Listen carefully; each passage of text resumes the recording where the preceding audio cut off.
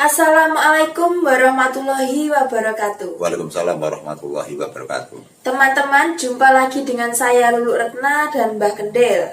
Jadi pada malam hari ini kita akan membahas beberapa pertanyaan lagi, Mbak Ge.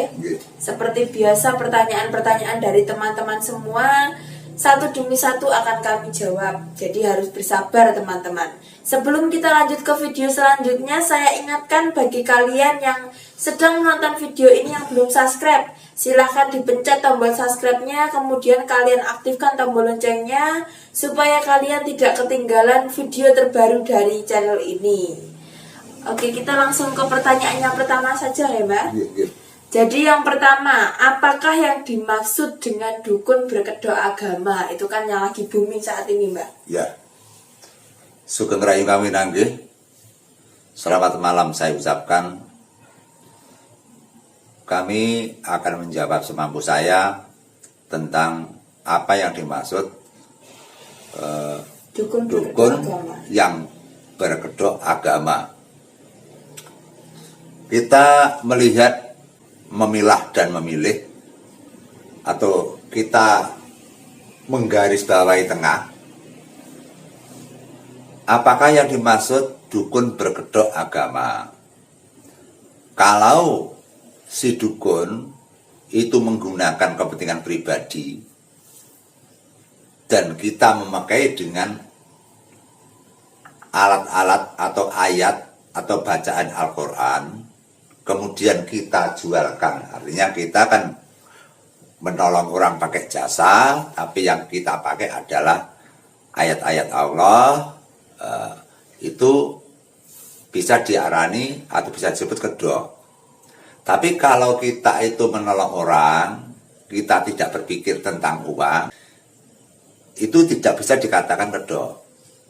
Jadi saya ulangi, apakah yang dimaksud dengan dukun berkedok agama? Artinya dukun yang tidak tahu menau tentang agama, kemudian dia berpura-pura menjadi bisa, berpura-pura menjadi kiai, berpura-pura menjadi ustadz, berpura-pura menjadi ulama, terus kemudian dia menjualkan jasanya kepada pasiennya untuk diperoleh hasilnya, sehingga artinya agama diperjualkan agar mengeluarkan rupiah. Itu yang dimaksud dukun berkedok agama.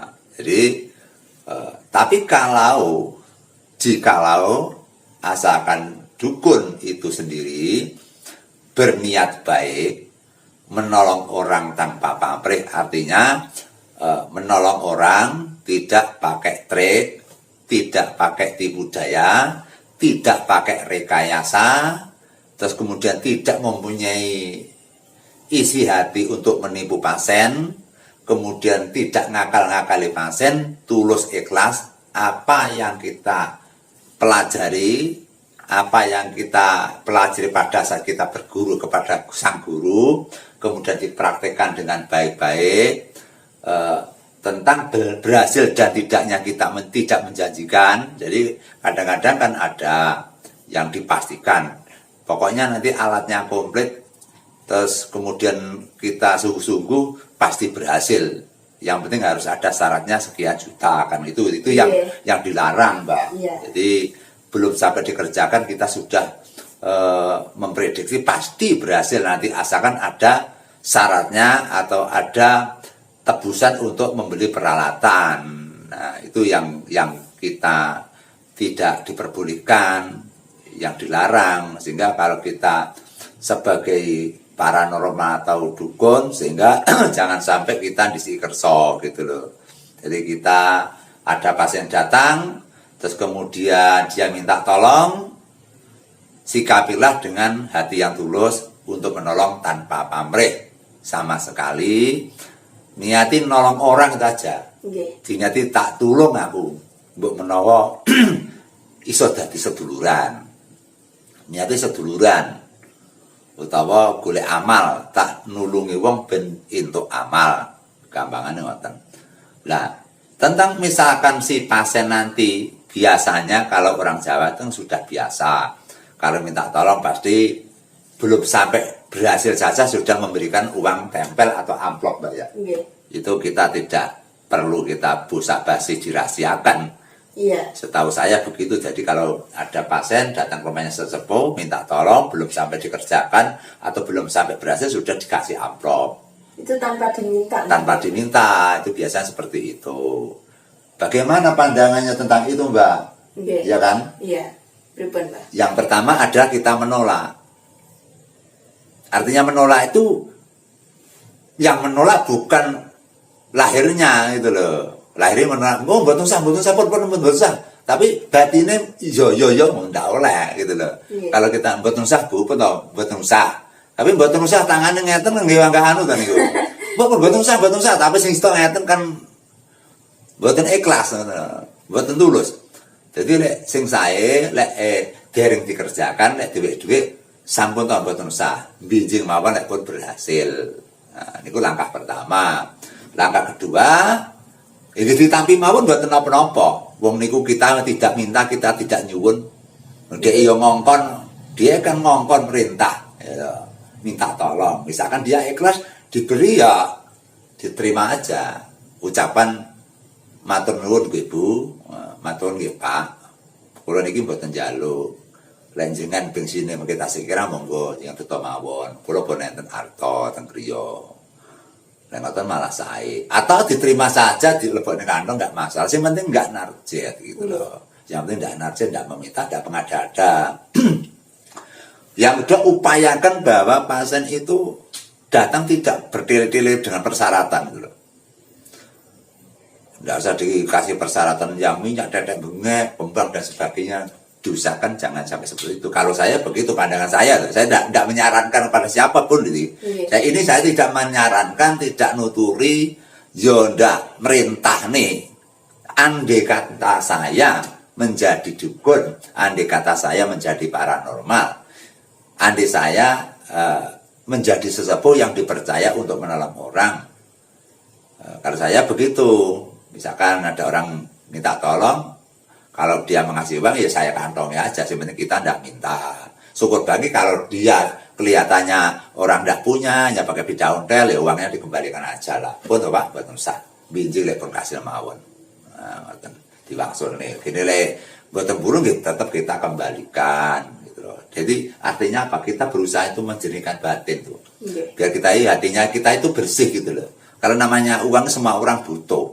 Semua orang pasti kecil besar, sedikit banyak namanya uang tetap diperlukan. Semua orang itu. Kita tidak tidak menipu diri gitu. Iya. Tapi kita harus bisa menempatkan diri gitu loh.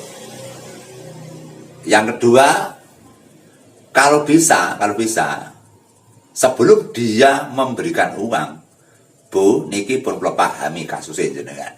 Atau Pak, kula pahami kasus jenengan. Sedaya niki wau namung budidaya. Kula niku namung dalan, kula niku namung sarana. Jenengan pun percaya kalih kula. Kula niku mboten saged napa-napa, kula mboten beda kalih jenengan ngoten niku. Lha jenengan niku nyuntun datang kula nggih cobi-cobi to. Tembung cobi-cobi niku.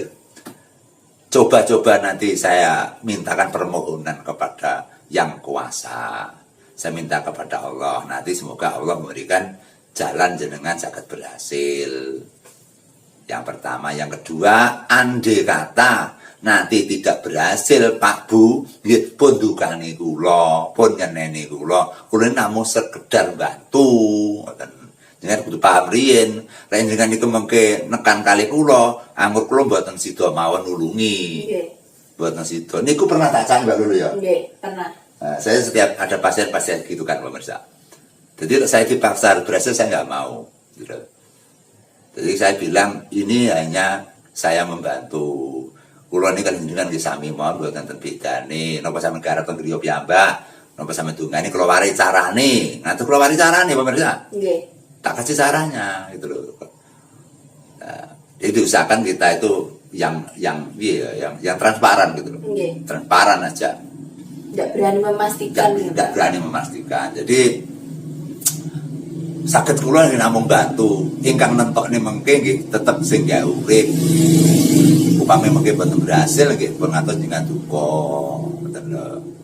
Dadi kula boten sah dengan paringi arta riyin atau boten sah dipun paringi. Gene yo upami ing mangke sampun berhasil, Jangan maringi kula nggih monggo, mboten maringi nggih mboten napa-napa, kula dasari pados seduluran. Ngoten lho lho. Nggih. Kula ngoten ta. Selalu begitu, Mbak. Nggih, ngoten niku kula. Karena Pak, lho Pak Mbak Kendil atau butuh duit? Lho butuh. Butuh, Pak.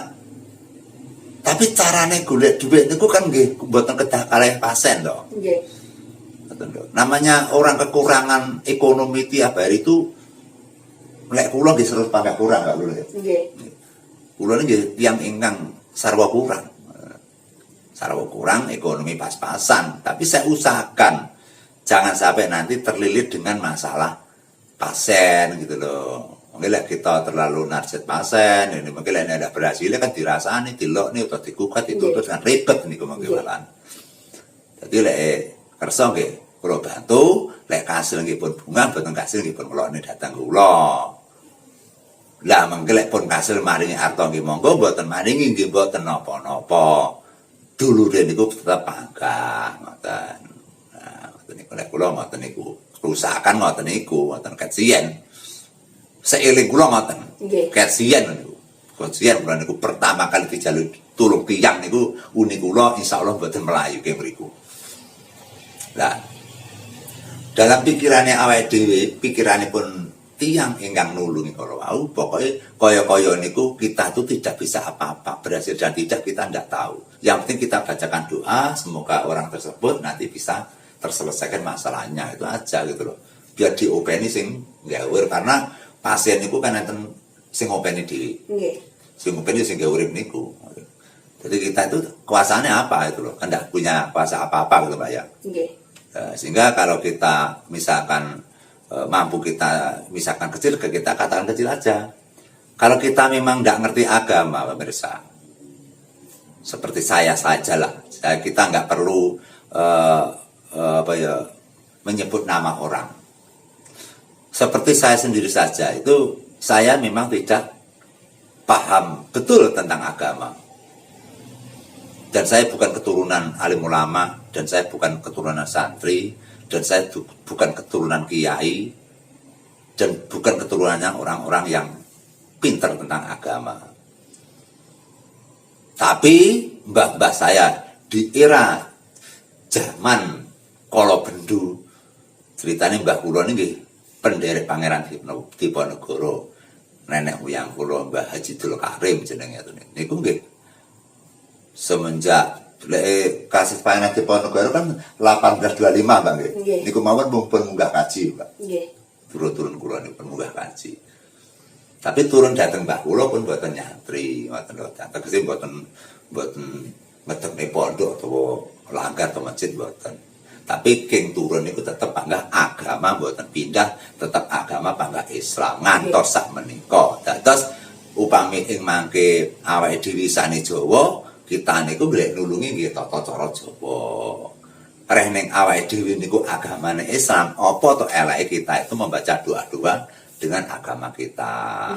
Nah, kalau kita itu nanti agama Islam, terus kita mendoakan orang dengan ayat-ayat Allah, apakah itu salah?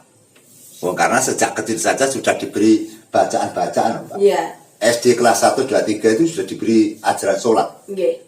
Pada masa kecil saya itu kelas 1, 2, 3 sudah diberi ajaran sholat, bacaan sholat di sekolahan masing-masing gitu loh.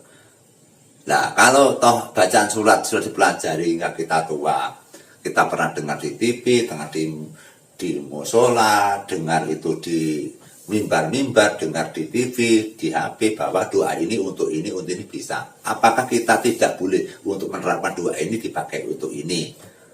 Kalau toh kita itu agama Islam, kita mendoakan orang dengan agama Islam, itu kan bukan kedok namanya. Iya. Saya ulangi lagi pemirsa. Kalau saya sejak kecil sampai tua agamanya tetap Islam, terus doa-doanya tetap doa-doa Islam, terus ada orang minta tolong, saya doakan dengan doa-doa Islam, itu kan nggak salah. Lah nanti yang dikatakan dengan kedok itu, kalau saya agama saya Islam, gitu, Terus kemudian sejak kecil saya juga Islam. Pada saat saya dimintai tolong orang, tak bacakan dengan doa-doa agama Hindu Buddha. Dan itu namanya kedua agama malah niku. Iya. Agama Islam mau gawe doane agama liya niku lho. Atau sebaliknya dari orang-orang yang agama Hindu atau Buddha atau agama yang lain lah. Kemudian dia menolong orang dengan pakai agama Islam, itu malah namanya kedok itu. Wong dudu dhek kok digunakne. Disalahgunakan. Jadi kalau kita itu agama Islam, kita menggunakan ayat Islam itu juga nggak salah. Karena memang kita bisanya itu sejak kecil sudah diajari sama guru, diajari sama langgar-langgar musola, diajari sama teman-teman, diajari sama orang tua tentang ayat-ayat atau bacaan-bacaan untuk sholat atau bacaan-bacaan untuk doa. Nah, bacaan itu digunakan untuk menolong orang, kan tidak salah itu. Gitu. Justru kalau kita menolong orang pakai bacaan-bacaan sholat atau bacaan doa gitu aja lah. Justru dia berarti yakin dengan agamanya. Kalau nanti kita beragama Islam, kita tahu doa, kita tahu bacaan-bacaan Al-Quran, kita tahu bacaan Islam. Terus justru kita menggunakan bacaan aliran lain atau agama lain, itu kan malah salah toh. Salah, Mbak. Berarti kan dia nggak percaya dengan agamanya sendiri. Dia tidak fanatik dengan agama sendiri, tidak yakin dengan agama sendiri. Justru dia agama Islam menggunakan doa agama lain atau kepercayaan orang lain, itu kan malah salah. Nah, disinilah pemirsa, makanya yang dimanakan dukun berkedok agama atau dukun berkedok Islam. Itu yang dimaksud di sini kalau pendapat saya, ya, orang yang tidak mengerti agama blas, terus berpura-pura mengerti, terus kemudian dijualkan atau dipakai untuk menolong orang agar menjadi rupiah. Itu adalah dukun yang berkedok agama. Karena dia tidak ngerti agama gitu loh. Mau bismillah tidak ngerti kok. Gitu loh. Itu namanya dukun berkedok agama. Sehingga kalau saya sebagai umat Islam ada dukun atau ada paranormal, ada apa saja yang berdoa untuk menolong orang pakai ayatnya sendiri, pakai amalan Islam, pakai amalan agama sendiri, itu bagi saya malah saya dukung kalau saya. Daripada pakai amalan agama lain loh. Kalau saya begitu. Jadi kalau kita beragama terlalu diribetkan, nanti kan malah tidak karu-karuan. Karena kalau agama kita welas asih marang sesama samane manusia, mungkin terus umatnya semakin kata, semakin mencintai saudara. Jadi kita bisa menggalang satu persatuan nanti. Nanti kalau titik-titik dijegat, titik-titik dijongkok, nanti menimbulkan rasa kebencian. Lama-lama menimbulkan rasa kebencian gitu. Mulane rata-rata alim ulama sing andalan, kiai sing andalan, wali sing andalan, iku mesti wong sabar. Sak ro kula ngoten. Kok enten kegeduke agama sing pinter tenan, lair lan batin digaduk tenan. Wonge cirine sabar. Murah hati gitu loh. Enggak gampang ngelokne, enggak gampang fanatik gitu loh. Biasane ngoten. Tapi lek sing isane urung patek iso, wis gampang mau itu terus niku. Ngelok-ngelokne wong. Lah padahal kadang-kadang kita lupa bahwa kita itu belum tentu bersih loh. Karena namanya surga dan neraka bukan tentuan manusia. Bukan hak kuasa manusia, itu hak cipta, hak kuasanya sing gawe urip Gusti Allah Subhanahu wa taala itu. Kita tidak bisa menarget si A masuk swarga, si B neraka, gak bisa itu. Apa dengarane kuwi bisa calen neraka, tapi lek sing kuwasa terus Gusti Allah ngarep masuk swarga, arepe apa awake dhewe iki? Iya Mbak Lulu. Makanya aku pulang ngarane Mbak Lulu bijing neraka. Wis Mbak Lulu neraka jelas sih wong jahat. Dan besok mati terus ning alami pembangkitan besok terus digolong-golongkan ternyata Mbak Lulu malah swarga, lah kula malah sing neraka. Lah apa kula? Nggih. Napa kula demo? Enggak bisa kan. Makanya disitulah pemirsa. Jadi hidup itu yang penting adalah kerukunan, saling hormat menghormati, saling menghargai di antara sesama umat, sesama aliran. Urip ngopo tok geger-gegeran. Urip ngopo geleng-gelan. Urip iku golek katentreman lan karahayon. Utamane bekti marang pangeran. Lelek bekti karo pangeran digawe-gegeran niku mboten saged tumanina, mboten saged anteng niku. Nggih. Mboten saged jenem, mboten saged jenjeng cinem, mboten saged fokus. Jadi tiang bekti datang Gusti Allah, tiang bekti datang pangeran niku lek disuwangi ngopeni kepentingan keberayaan niku mungkin awake dhewe malah biduh, bliwet. Wongan selagi awake dhewe ngopeni awake dhewe pun bingung kok. Awake dhewe lho ngopeni awake dhewe pun semrawut, ngoten lho. Kok ngopeni datang panguripane tiyang kan tambah semrawut niku. Ngoten lho. Lah mongko binjil teng alam swarga jati niku mboten kaitane kalih tiyang. Kaitane awake dhewe kalih sing gak urip niku binjing. Ya kaitan karo mboten enten. Nggih. Upamane kula nyemplung neraka, kanca kula niku wonge apik, biyen ngibadahi apik teng swarga. Nulungi kula nggih mboten saged. Mesakne kancaku biyen ning donyane apik karo aku, kancaku cemplung neraka. Saiki tak wangi ngentasne, apa ya iso? Tidak bisa, Mbak. Gak bisa itu, gitu loh. Jadi nanti hubungan kita sama Allah itu sendiri, tanpa ada libat orang lain, atau pihak ketiga. Gitu. Jadi lebih baik kita ngopeni awake dhewe piye to, awake dhewe hampir dadi wong apik, carane piye? Lek awake dhewe kasarane iki kudu kleru kudu salah, ya awake dhewe ndang noleh dibalikne sing dalan sing bener. Sebab kan wong suami niku mboten lepat keng luput, keng lali, keng kleru, keng salah lho. Nggih. Senajan kula nggih ngoten niku, pemasak niki niku omongane penak mengke gawe salah nggih saged. Pamane niku gawe apik terus enjing-enjing, omongane salah, lakone salah nggih saged. Sebab manusia itu kan pikir saged berubah-ubah. Nggih. Yang penting nek napa niku daya pikire niku kencang, ibadah niku nggih rada keladuk niku mengke pamane arepe kebacut pun saged ngenggokne malih. Diingatkan, Mbak. Iso ngenggokne Mbak karena duwe fundamental keyakinan yang kuat gitu. Nah itu jadi kesimpulannya yang dimaksud dukun berkedok agama adalah dia tidak menjalankan syariahnya agama, tidak mengerti agama sama sekali, terus kemudian menggunakan doa-doa agama, berpura-pura bisa, berpura-pura mampu. Lah ini ku sing disalahne para alim ulama, Mbak. Ngoten lho. Tapi insya Allah memang kita sejak kecil juga Islam, kita menjalankan ajarannya Islam, kita doa pakai doa Islam, menolong orang dengan pakai doa-doa kita, doa Islam itu bagi saya bukan kedok beragama itu. Memang isane itu kok, isane ya bacaan Bismillah, isane bacaan Fatihah, nulungi wong Fatihah kok disalahne niku napa bener napa iya lho isane kuwi ya. Upamane ngeten duwene sego jagung ngoten lho. Mangan sego jagung dilokne wong, aja mangan sego jagung, mangan sego tiwul lho duwene jagung ae. Nggih mboten? Nggih. Sego tiwul tek wong liya. Lah niku lho. Maksudnya ngoten niku. Terus makanya di dalam napa niku berita-berita datang habis selalu ada berita-berita yang kontroversi, Pak ya. Nggih, kontroversi. Jadi sehingga itu kadang-kadang nggih panjen wonten oknum-oknum ingkang menggunakan hal-hal yang sesat, hal-hal yang kurang baik. Tapi tidak semua orang begitu. Okay. Terus kula piyambak andai kata dukun disabun teh kula nggih mboten gumun. Nggih. Kula mboten gumun nggih mboten rumangsa rugi, nggih mboten rumangsa kelangan. Wong kula mboten nulungi wong ya ora apa-apa. Nggih. Mboten nyambut galian nggih saged. Wong nulungi wong sobek, wong nulungi wong lek kesel. Nggih.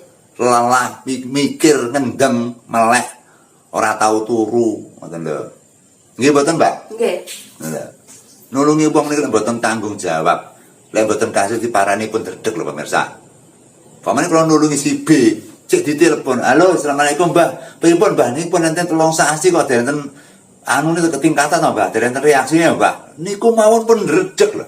Mangan duwite niku pun mboten doyan." Nggih. Mangane sing apik nulungi wong ora usah dhuwit-dhuwit dhisik, upamane ra kasit tenang dhewe. Lha pripun tempaken kula usahaken lho, Pak. Pak Sramal sing kuwaos semua penak nek jawab. Tapi duwitipun dijaluk dhisik, kita seperti kena beban, Pak lho. Kena beban rasa tanggung jawab gitu loh. Jadi ternyata jadi paranormal, jadi dukun ki abot gitu loh. Enggak gampang gitu loh. Senajan kita pakai pakai trik atau kita pakai rekayasa gitu. Pada saat enggak konangan ya ayam-ayam lek konangan gitu gundah resah gelisah loh Mbak. Bingung nggih niku nggih isin ngoten lho. Jadi sebagai napa nggih praktisi paranormal atau ini sebuah niku nggih boten gampang. Abot sanggane dadi upama kula niku ora dadi praktisi ya ora apa-apa, ora dadi dukun ya ora apa-apa nggih Pak nggih. Ngoten ngono. Upama dijali tulung ya ditulungi saisane ngoten. Tapi mboten buka praktek diniati aku tak madeg. Mboten minat kula ngoten niku. Pun nate menan ngoten niku. Tasih demen-demene turung tiyang, demen-demene milik dilem wong yen ngoten niku.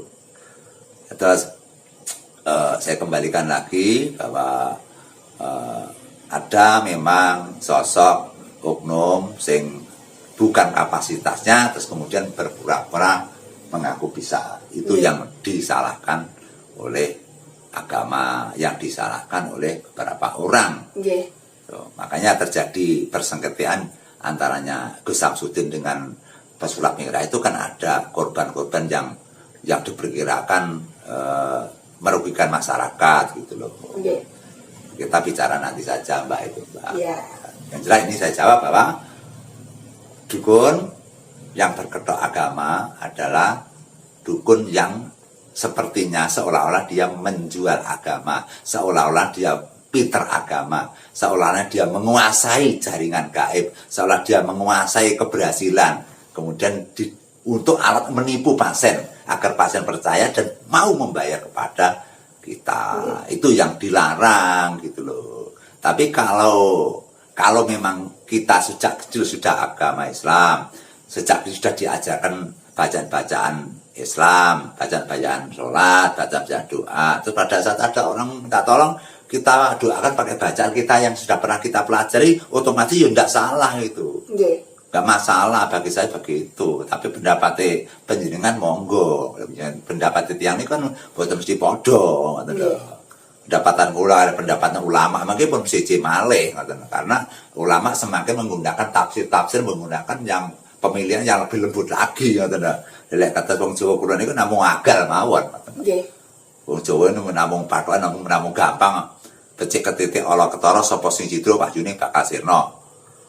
Wong iki bejo cilaka saka unine dhewe, saka geneme dhewe. Namung ngoten Jawa niku agal-agal ngoten boten jelimet ngoten agama niku. Dadi Sura Sudira Jaya ning rak lebur dening pangastuti watak kemanen akan rubuh atau minta sing suci. Namung ngoten. Jadi grua-grua ngoten.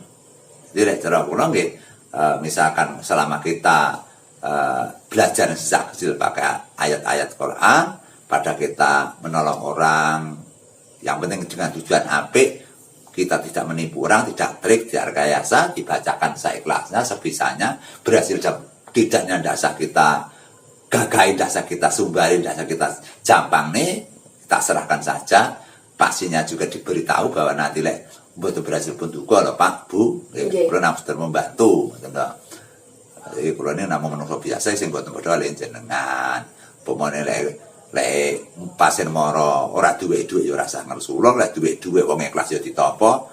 Gene kasarane wong ora duwe duwe ya kudune ikhlas. Upamane wis kasar ora duwe duwe ya bene. Bongno nek rezeki kok dalan liyane. Kan ngoten nggih. Niku kados ngoten, Mbak. Kurang lebihnya seperti itu pemirsa. Sehingga kita menjawab tidak bisa memastikan yang benar gitu. Karena di atas kita masih banyak orang yang lebih pintar lagi gitu. Tapi untuk sementara jawaban saya seperti itu. Tadi kan ada yang bertanya seperti itu pemirsa. Gimana Mbak tentang dukun berkedok agama? Saya jawab seperti itu. Ya, maksudnya gimana? Ya pokoknya apabila itu dia dengan ikhlas tidak punya niat yang jahat kepada pasien, benar-benar tulus untuk menolongnya. Kita sejak kecil memang belajar dari agama, kita agamanya juga Islam, terus kemudian kita tiap hari kita doanya pakai bahasa Islam, ada pakai ayat-ayat bacaan Islam, bisanya kita pateka, kemudian kita menolong orang juga pakai pateka, kan tidak ada buruknya gitu loh. Kalau saya begitu gitu loh. Nah, alangkah dustanya nanti kalau saya beragama Islam, terus ada pasien saya datang, saya pakai amalan agama lain, nah itu malah salah nih malah nih, ini malah pendustaan atau namanya itu kedua agama orang lain malah letak aku ki misalkan agama ku Islam tak baca nih agama ku Islam kan nggak salah toh. Wong aku duweku sego tiwul, tak wene dayaku ya sego tiwul, nggak salah. Lah duwe ku sego tiwul sing tak wene wong jaba malah capje. Lah niku capje gadane Cina, mereka malah seneni kula mangke. Nggih. Nah, ngoten niku. Seperti itu. Hingga jawaban seperti itu ada lebih kurangnya saya minta maaf. Ya, karena itu, kapasitasnya orang itu nggak sama. ya, itu memang jawabannya itu menurut Mbah Kendil. Ya, itu tidak berdasarkan dalam apa tafsir apa nggak ada. Okay. Jawaban dari saya seperti itu. Jadi jawaban saya dengan sederhana saja itu. Ya, itu jelas sekali teman-teman. Jadi apakah yang disebut dukun berkedok agama itu menurut pandangannya Mbah Kendil tadi sudah diutarakan dengan jelas sekali. Saya ulang-ulang tadi Mbak. Oke, sangat jelas sekali Mbak. Kita langsung menanjak ke pertanyaan yang nomor 2 Mbak Ya. Jadi ini apakah yang disebut doa-doa itu utamanya doa-doa yang diterapkan oleh dukun Mbak? Apakah itu disebut halusinasi atau alu gitu? Pemirsa, selama saya kecil, keluarga saya adalah dapat dikatakan kalau sekarang dukun. Nggih. Tapi keluarga saya menyebut itu sesepuh. Nggak pernah mbah saya, keluarganya nyebut dukun, nggak pernah mbah saya itu. Nggih. Sesepuh gitu loh. Jadi sesepuh dan bini sepuh gitu loh. Sejak dulunya sudah begitu. Mbah saya ada fotonya besar tulisnya bini sepuh musisi Dwijo Apsara. Terus saya bini ora kok dukun mboten. Mbah kula gak ada foto besar sekali itu loh. Foto besar lukisan tangan terus di bawah foto diluti ya. Musisi Dwijo Apsara. Nah, sesepuh musisi Dwijo Apsara. Itu sesepuh gitu loh. Tapi misalkan dikatakan dukun juga masalah, wong ya mengatakan saja yang penting kan perilakunya gitu loh. Ya. Ini saya ulangi lagi, Mbak, diulangi lagi. Apakah doa-doa itu utamanya doa-doa yang diterapkan oleh dukun itu disebut halu? Selama saya kenal dari keluarga saya, doa-doanya keluarga saya adalah doa-doa bacaan Islam. Dan bacaan Islam dicampur Jawa gitu loh. Jadi cara mantrane sing separuh Jawa separuh Islam. Unen-unene basa Jawa tapi poin-poine dhewe sambung Gusti Allah Kanjeng Nabi masuk ning jroning mantra. Jadi enggak enek unene setan jin dedek mungkin boten enten. Jadi bagi untuk bini sepuh yang setahu saya berguru berkali-kali itu diberi mantra itu tidak ada yang nyebut sambat taruh jin marsitan, tidak ada dan saya belum pernah. Kalau toh ada itu kan urusannya dia gitu loh. Jadi kita tidak boleh membuka privasi dukun lain atau orang lain pemirsa, karena nanti tambah menyakitkan. Gitu. Yang jelas dia hidup itu kan pilihan loh. Kalau dia mendewakan atau menyembah setan atau dia mengagungkan setan, ya silakan gitu loh. Nanti kan tanggung jawab kita di alam akhir nanti kan sendiri-sendiri loh. Tapi kalau bagi saya pribadi kekuatan yang andal di dunia ini, di muka bumi ini hanya satu, yaitu Allah Subhanahu wa taala. Gusti sing gelar jagat, Gusti sing nyipta manungsa sak jagat raya. Nggih niku sing kula percaya. Sing kula sambati nggih Gusti sing gelar jagat, Gusti Allah taala niku. Kula ngoten. Jadi untuk membaca mantra atau mendoakan sesuatu kepada pasien atau kepada siapapun itu tidak halusinasi. Jadi tugasnya sesepuh itu namun membacakan doa dengan kusuk gitu lah. Adapun nanti zat atau adanya nanti gak datang itu kita tetap tidak tahu gitu loh. Setahu saya begitu. Tapi juga kadang ada yang sulit diprediksi oleh angan-angan. Kadang kita doakan besok berhasil. Kadang kita doakan 3 bulan berhasil. Kita doakan ada 1 tahun berhasil. Kadang kita doakan nggak berhasil, kita doakan nggak berhasil gitu. Setahu saya begitu gitu loh pemirsa. Jadi kita kalau minta kepada Allah itu tidak dapat dipastikan untuk berhasilannya, tergantung kepada kita itu ditanggapi apa tidak doa kita gitu loh. Kalau doa kita nanti misalkan bisa fokus, bisa tersampaikan, insya Allah pasti dijabahi gitu loh. Seperti itu pemirsa. Kita lanjut ke pertanyaan selanjutnya Bang ya. Untuk pertanyaannya yang selanjutnya adalah apa yang disimpulkan dari konflik antara pesulap merah dan Gus Samsudin? Jadi ini memang pertanyaan dari teman-teman Bang G. Kita bukan maksud sengaja untuk mengenai kedua oknum tersebut, tapi karena ini memang pertanyaan dari teman-teman, kan wajibnya dijawab. Sejak dulu ada pertanyaan teman-teman di konten. Pertama kali saya menanggapi Gus Samsudin dan pesulap merah adalah saya mengatakan si pesulap merah adalah teman, Gus Samsudin juga teman. Gus Samsudin Islam, pesulap merah juga Islam.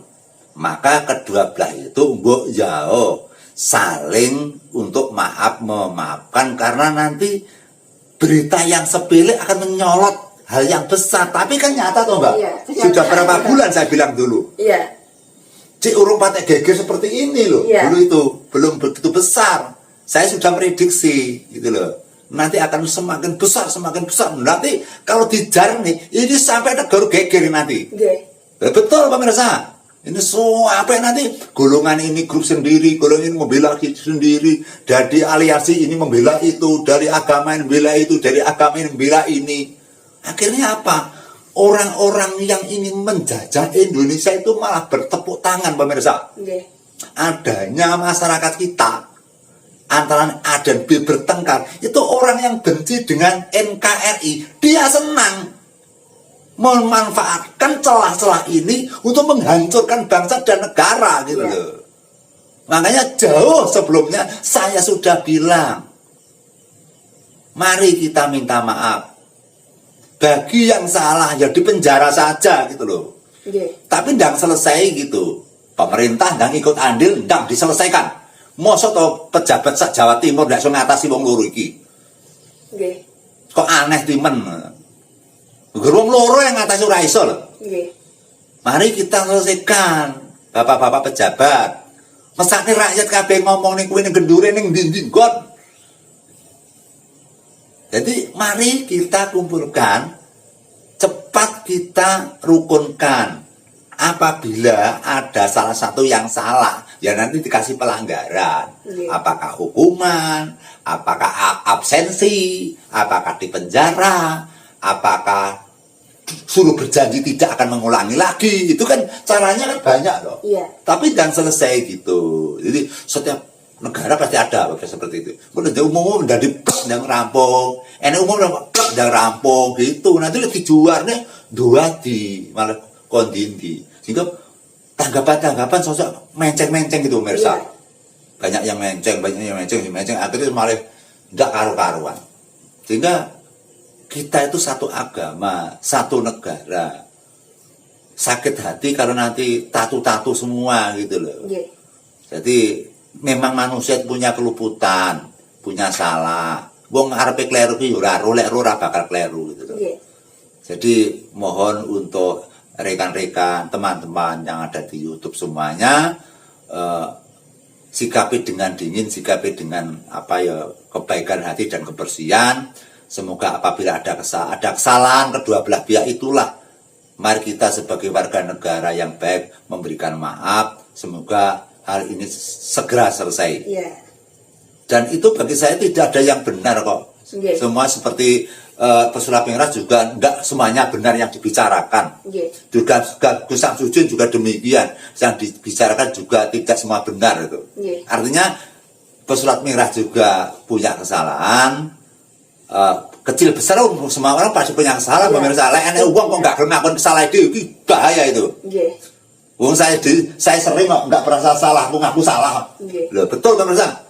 Saya sering merasa benar, tapi aku ngakon salah dengan, tapi ndang bar malahan gitu loh. Jadi jangan sampai jadi uang najan kita itu bener. Memang kita memang benar gitu loh. Tapi cuma ini aku gak disalah apa-apa. Jangan sampai ngono-ngono iki. Bahaya. Walaupun kita bener ya oleh apa yang keluputan ya di ngapura. Padahal bener malah aneh. Malah udune muni ngono. Jadi kalau wong bener ya, kalau wong bener. Wong enek masalah, yo lek pengen awakmu nganggep aku salah ya pira-pira luput aku ya di ngapura. Ndang ngono malah ndang bar. Padahal Gusti Allah roh lek kowe iki bener jane gitu lho. Dadi terus awake bener bangga. Aku iki enggak duwe salah apa-apa. Ojo sampe muni ngono. Lho, menungso mesti ana bisa tetes mesti enek salah itu. Mesti enek. Gak enek. Kuwabe bener iki omongane. Omongan kula ngeten iki meneh sing salah. Mungkin oke sing salah kan. Omongan kula niki lho mungkin nungguan terus yang salah kian iki. Ngoten ndak. Mulane kula setiap pidato minta maaf sabare pidato. Mereka mbok omongan kula niku mungkin nyinggung wong, ngenek wong utawa mungkin salah dan niku kula harus minta maaf karena saya nggak bisa cara neliti omong aku bener apa lupute ngoten lho. Nggih. Karena barbaran kudu njaluk ngapura sehingga untuk kedua belah pihak itu semoga ditutuplah saja tentang masyarakat Indonesia berjalan lagi dengan mengerjakan sesuatu hal apa yang biasa dikerjakan gitu. Yang jelas kita jangan sampai terselomot dengan berita-berita yang membahayakan untuk menggulingkan negara atau menggegerkan situasi stabilitas negara. Kita harus satu tujuan adalah kerukunan bangsa dan negara untuk menciptakan ketentraman dan kedamaian seluruh rakyat Indonesia. Itu yang penting. Karena kita ini kalau dipikir ya kita ngopeni kulit pangan bendino jibek ketambahan masalah gitu enggak. Sehingga kalau kita setiap lihat HP kok bangga itu gitu loh. Sehingga mungkin banyaklah selain saya yang mungkin resah, gelisah itu banyak, mungkin banyak itu. Saya kira kok banyak itu. Makanya dari usul saya semoga ada pihak-pihak tertentu yang ndang cara geni ndang didemke, dirukunke, ndang mengatasi yang lain itu. Apabila misalkan didamaikan kok ada pelanggaran yang bersifat untuk kriminal untuk apa itu kan urusan polisi itu aja. Tapi ndang selesai dan setelah itu saling minta maaf di antara kedua belah pihak sebagai warga negara dan sebagai hamba Allah, sebagai agama Islam, umat Islam gitu loh. Jadi itu dia teman-teman tanggapan atau simpulan atau usul dari Mbah Kendil dari konflik antara pesulap merah dengan Gus Samsudin. Jadi semoga bisa rukun kembali Mbah nggih. Antara kedua belah pihak. Ayo dong, nggak usah oyo-oyoan aku yang bener. Jadi nggak usah harus Mbak. Kalau orang itu selalu mengaku benar, aku orang salah apa-apa itu bahaya Mbak, bahaya banget. Jadi manusia yang gini dosa loh masalah ini. Jadi manusia diciptakan kaya duwe dosa. Gitu. Jadi hati-hati. Jadi kata-kata aku orang salah apa-apa, ya sampai. Upamane ora salah tenan, bener tenan, ya aja muni ngono lah. Ya totoke ya lain luputku ya sepuro, ngono malah apik. Tapi upamane bener terus muni aku nggak bisa apa-apa, iso aja sampai karena itu bisa dikatakan sombong, merasa suci gitu loh. Dan kita bahaya nanti jangan-jangan dia kebongkar buruk kita, kenanya kita malah malu gitu loh. Tapi kita ndang ngomandang luputan nih, pemongko kebongkar elek, lah aku jalan ngapura di sini, lah ini kemenaman, gitu loh. Kemenaman, panggil Bu. Terus napa malih Mbak? Ya ini ada pertanyaan lagi Mbak. Jadi pertanyaan yang selanjutnya ini kita tidak membicarakan tentang pesulap merah dan Gus Samsudin lagi Mbak nggih. Ini pertanyaan dari salah satu teman kita yang menanyakan tentang apakah pendapat Mbak Kendil tentang hal gaib. Tentang hal gaib itu sebenarnya sudah dipelajari oleh di dalam Al-Quran Mbak. Gaib sudah tertata rapi, dipelajari ya, di dalam Al-Quran itu sudah ditulis atau sudah tertera di situ.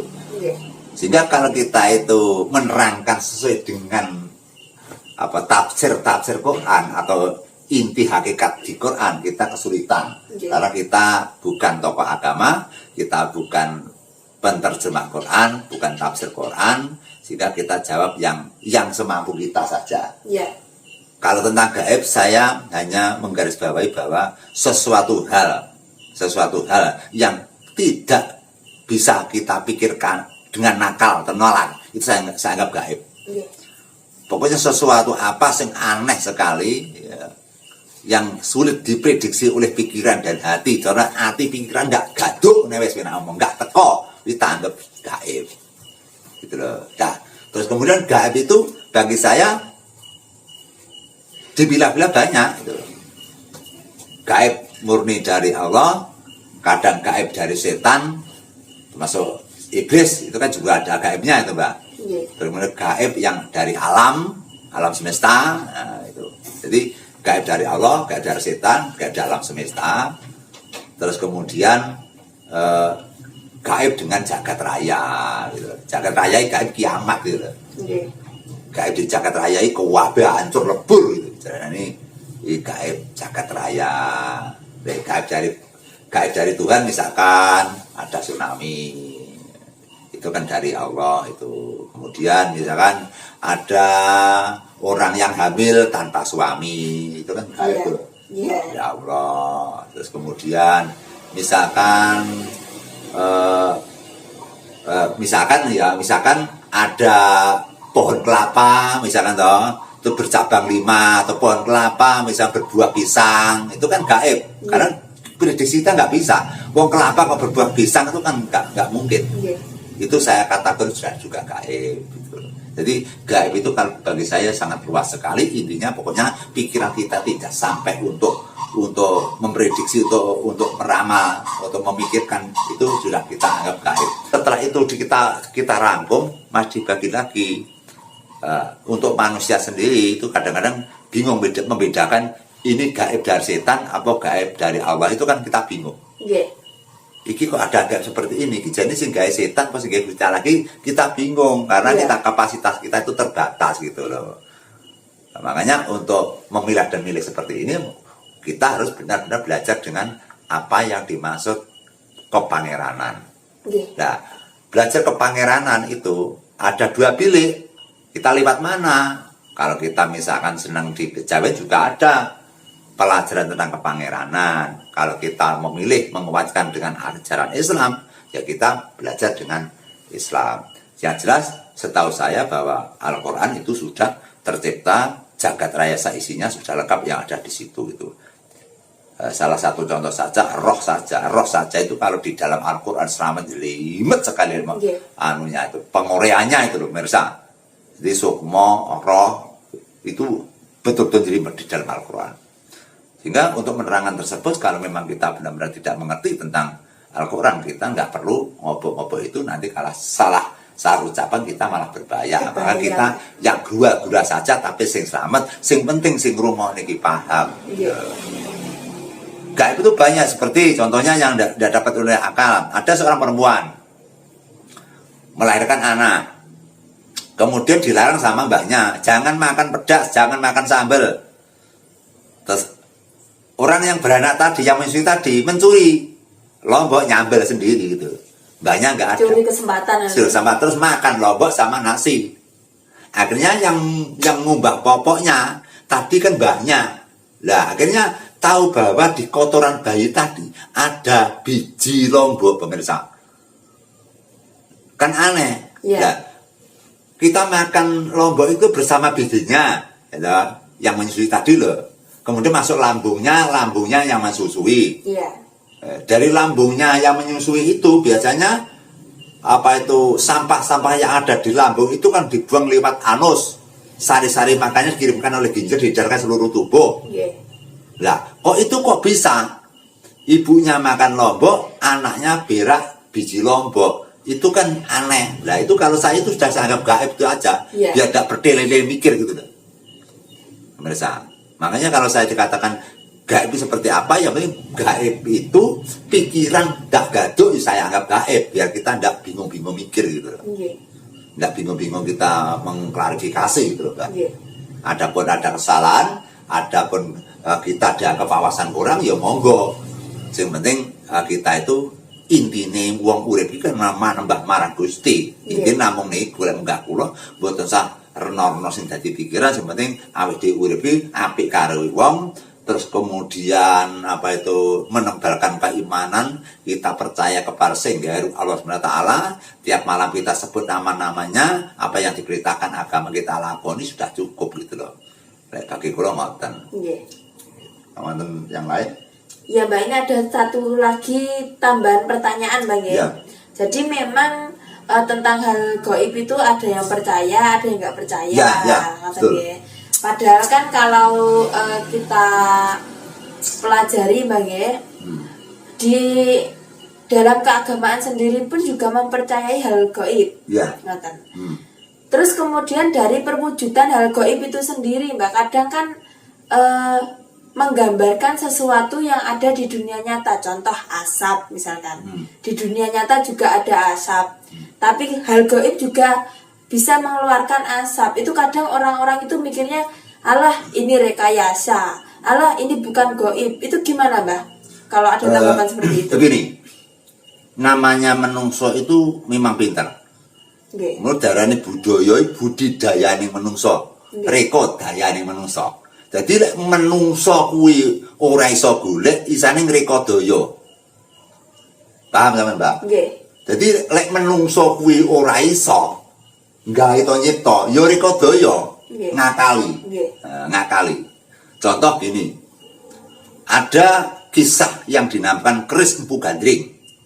Aku mak gila-gila. Nggih. Ada kisah lagi yang namanya keris naga sasra sabu inten. Nggih. Kan ampuh. Akhirnya manusia itu ingin memiliki nggak bisa. Iya. Akhirnya menciptakan sebuah keris yang berpamor dengan keris empu gandring atau keris naga sasra sabu inten. Akhirnya nembak. Jadi keris naga sasra ini kan satu. Sekarang yang beredar di masyarakat kan banyak. Banyak sekali. Nah, contoh itu. Kemudian ada merah delima. Ada merah delima yang asli itu orang biasa cari-cari saja susah, kadang beli saja nggak bisa. Nggih. Nah timbangane golek angel tuku angel, akhirnya nyipto merah delima sing palsu. Ada lagi misalkan bulu perindu. Bulu perindu itu yang asli juga ada, tapi yang asli sulit dicari. Akhirnya orang-orang juga mencari rekodo yang gawe bulu perindu palsu. Nggih. Jadi adanya yang palsu itu pasti ada aslinya, enggak palsunya dhisik sing asli carry. Iya. Jadi sing asli enek lagi dipalsukan gitu loh, Mbak. Misalkan gampang, misalkan klambi batik ngono wis. Gampang sarung wis, sarung cap Gajah Mada misalnya. Nggih. Petonan saka Solo. Terus kemudian ning daerah liya rene sarung Gajah Mada regane larang, misalkan regane 300. Iki enek wong sing nyiptakne sarung Gajah Mada ya. Regane gur 150. Nggih. Tapi kualitasnya ora kaya sing saka Solo. Nggih. Berhubung tuku larang-larang, enek pabrik nyiptakne sarung Gajah Mada sing regane gur 100. Nah, karena akan mengejarnya harga mahal, kita nggak kuat. Nggih. Akhirnya menungso ngriko daya, iki lho pemane iki sarung larang, ayo ngeterne pabrik didol murah ben payu. Nggih. Jadi yang asli tetap ada, yang palsu tetap ada. Kenapa saya bercerita demikian? Nanti larinya ke gaib itu. Iya. Jadi seperti halnya pemirsa. Jadi kalau kita misalkan berdoa pakai dengan bacaan-bacaan Quran itu pemirsa ya. Terus kalau kita dianggap alu, kadang-kadang kita nesu, kita marah. Kita bener-bener baca doa tenan, enek wong anu iki paling halusinasi. Atau kita memang tahu gaib tenan dintai, alah kuwi akal-akalan iki palahan. Nggih. Ya, itu loh. Pernah saya terpanggil di hati saya beberapa minggu ya, Mbak. Iya, beberapa minggu. Kita akan ke kuburan Sukorejo Ringenanom loh. Iya. Kita akan mendoakan kepada orang-orang atau masyarakat yang telah meninggal, sehingga hiburan saya kalau malam itu mendoakan kepada arwah-arwah di dalam kubur gitu. Nggih. Mendoakan sebisanya, si orang keminter gak yo iso Pak TK yo Pak TK sing penting iki niat resik ndongakne para leluhur sing sampun sumare yang sudah meninggal gitu. Kemudian saya datang ke sana membawa 5 orang, Mbak ya. Iya. 5 orang, membawa 5 orang. Tapi yang 3 itu kan Mbak, yang 3 itu ingin mengunjungi keluarganya. Iya, Gitu. ziarah, Mbak. Yang kita punya tujuan sendiri ya adalah mendoakan seluruhnya Nggih. yang ada di makam itu yang telah meninggal. Setelah 3 orang itu nyekar di keluarganya, saya suruh dia keluar ke jalan. Kamu ke jalan sana. Saya tak ada keperluan sendiri. Kemudian saya memilih dulu untuk tempat duduk, saya pilih orang yang meninggal 7 hari. Tidak saya sebut namanya pemirsa, tapi meninggal 7 hari. Iya. Terus Mbak Lulu yang nyuting. Nah, tiba-tiba bulu ini merinding. Bulu kuduk ya Pak ya. Iya. Itu merinding. Gitu lah. Bulu saya berdiri gitu, dari tangan sampai di tok itu merinding. Seperti ada angin gitu pemirsa. Sebenarnya saya nyindir gitu, saya sindir. Saya tahu Mbak Ji, saya tahu Anda ada di sini. Nah, gitu, saya bilang gitu. Tiba-tiba apa yang terjadi di dalam kubur itu ada asap pemirsa, asap banyak, gitu. Asapnya banyak sekali gitu. Pada saat saya membaca ayat tadi, kita nggak tahu ya Mbak. Nggak tahu, Mbak. Nggak tahu kalau ada asapnya itu Mbak. Setelah saya di rumah, kemudian diedit sama Mbak Lulu, ada asapnya pemirsa. Padahal nggak ada yang merokok, saya sama Mbak Lulu kok. Iya. Tapi ada asap itu pemirsa. Nah, makanya seperti itu saya anggap itu gaib. Saya tidak bisa itu Roy Bae sing mati itu aku nggak ngerti, nggak sengarani gitu loh. Yeah. Saya tidak perlu apa nyebut kayak paling asal berasal dari ini tidak perlu. Yang penting saya sudah paham bahwa itu adalah gaib yang ada di dalam kubur saja. Sudah selesai gitu loh. Makanya orang yang ingin mendekatkan diri kepada Allah, orang yang benar-benar mempunyai target untuk kematian. Jadi kalau orang itu eling mati nih, mesti eling ibadai. Jadi kasarane wong kadang-kadang seneng sok lali karo ibadah, lali karo Gustine. Jadi kula teng kuburan niku wau karep kula ben selalu eling, ben selalu wedi. Nah, yang pertama, yang mesti wedi karo pangeran lho, wedi dosa lho niku. Terus kemudian yang kedua untuk saya di dalam alam kubur, mbok menawa kula ndungani dengan arti ndungani kan memberikan cahaya. Cahaya yang terang. Bu menurut cahaya nanti Allah mengganti cahaya terang kepada saya nanti apabila saya nanti meninggal. Banyak para tokoh-tokoh agama bahwa orang meninggal itu menerima kegelapan di jalan kegelapan. Bahkan guru-guru yang ngoten. Besok lamun teman-teman mati cabut nyawa roh pelaku bahkan nopo kegelapan ing alam kuburir alame pangrantunan isone padang lamun besok gede ngamale gede ibadahe. Jadi padang sing madangi dudu sapa-sapa sing madangi saka pakartine awake dhewe sing apik ngibadhe sing apik ki potengen dadi padang trawangan dawuh guru ngoten sih niku. Mulane kula ngambil tindakan timbang nek omah napa niku turah turu kula lek tengah malam sosok teng kuburan ndungane dhateng para arwah ingkang sampun sumare siapa saja tidak pilih-pilih keluarga saya siapa saja yang ada di dalam alam kubur saya mendoakan secara bersama atau secara jamaah atau secara kolektif gitu Mbak ya. Nah, nanti kita bisa bisa dilihat sama-sama teman. Ini nanti pada saat bersolawat, baca takbir, syahadat, kemudian bacaan yang lain lah. Itu nanti apa yang terjadi dalam kubur nanti adalah asap yang datangnya kita tidak tahu. Seperti itulah saya sebut adalah gaib. Jadi gaib itu luas, gaib itu sesuatu yang tidak dapat saya bayangkan pakai pikiran saya tidak merokok, tiba-tiba ada asap tebal. Artinya siapa yang menciptakan gaib itu, kita tanda tanya kita tidak perlu menjawab. Pemirsa. Mari kita saksikan pemirsa. Tutup langsung Mbak Lulu. Ya, demikian teman-teman. Jadi pada malam hari ini wawancara kita dengan Mbah Gendil. Kita menjawab 5 pertanyaan, Bang Ge. Sudah dijawab semua dan kita nanti akan melihat cuplikan video bukti bahwa memang gaib itu benar-benar ada. Jadi ini bukan trik, ini bukan rekayasa, ya, bukan akal-akalan. Ini saya siap disumpah dunia akhirat saksi Allah dan Rasulnya. Jadi ini tidak saya akali pakai obor atau pakai rokok, enggak. Pemirsa, mari kita saksikan apabila kata-kata saya dan kata-kata Mbak Lulu ada kesalahan, ada kegilapan yang tidak saya sengaja atau yang saya sengaja, saya minta maaf yang sebesar-besarnya. Tutup Mbak Lulu. Sekian teman-teman, saya ingatkan sebelum kita tutup video kali ini, bagi kalian yang belum subscribe silahkan di subscribe. Kalian aktifkan tombol loncengnya supaya setiap kami mengupload video terbaru kalian mendapatkan notifikasi. Cukup sekian dulu teman-teman, kita akan jumpa lagi di video kita selanjutnya. Terus tunggu dan nantikan dan saksikan video kami, dukung channel ini supaya bisa terus untuk berkembang. Cukup sekian teman-teman. Wassalamualaikum warahmatullahi wabarakatuh. Sugeng rahayu ingkang pinanggih.